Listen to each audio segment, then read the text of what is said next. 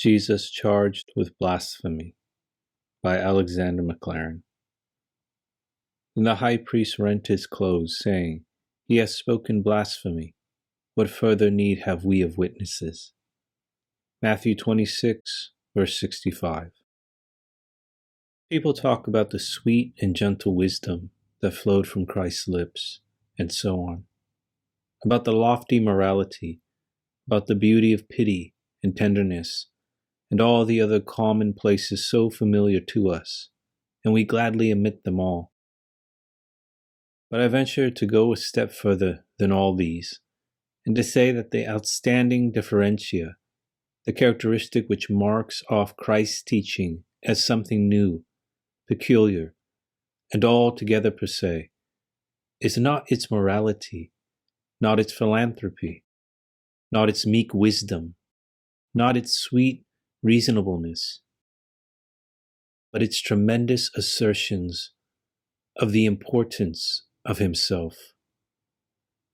And if I ask you to look at the ground upon which such an assertion may be vindicated, I would point you to such things as this, that this man took up a position of equality with and superiority to the legislation which he and the people to whom he was speaking regarded as being divinely sent, and said, Ye have heard that it hath been said to them of old time, so and so.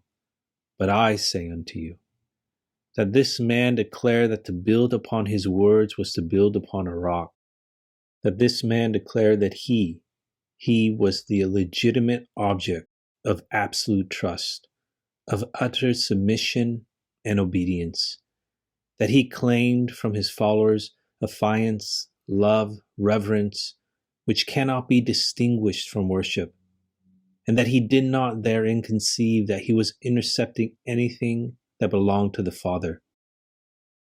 This man professed to be able to satisfy the desires of every human heart when he said, If any man thirst, let him come to me and drink.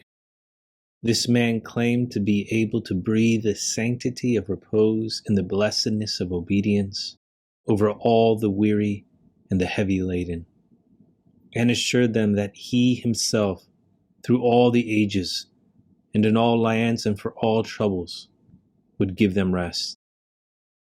This man declared that he who stood there in the quiet homes of Galilee and went about its acres with those blessed feet for our advantage was to be the judge of the whole world.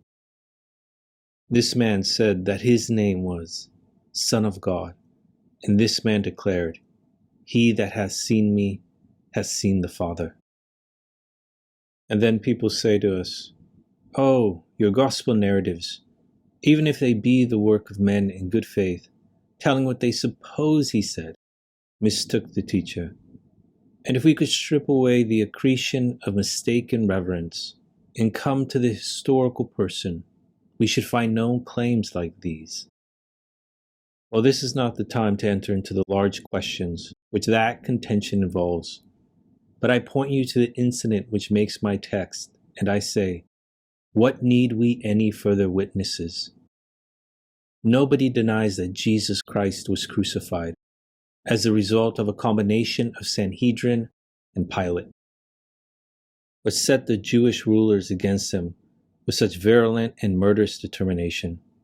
Is there anything in the life of Jesus Christ, if it is watered down as a people who want to knock out all the supernatural desire to water it down?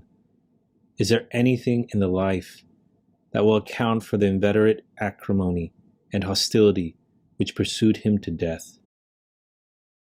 The fact remains that, whether evangelists and apostles misconceived his teaching when they gave such prominence to his personality and his lofty claims, his enemies were under the same delusion, if it were a delusion. And the reason why the whole orthodox religionism of Judaism rejoiced when he was nailed to the cross was summed up in the taunt which they flung at him as he hung there.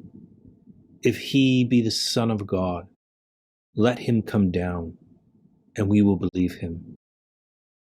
So, brethren, I put into the witness box Annas and Caiaphas, and all their satellites, and I say, what need we any further witnesses? He died because he declared that he was a son of God. And I beseech you, ask yourselves whether we are not being put off with a maimed version of his teaching, if there is struck out of it this its central characteristic, that he, the sage and humble, declared that he was likewise one with the Creator,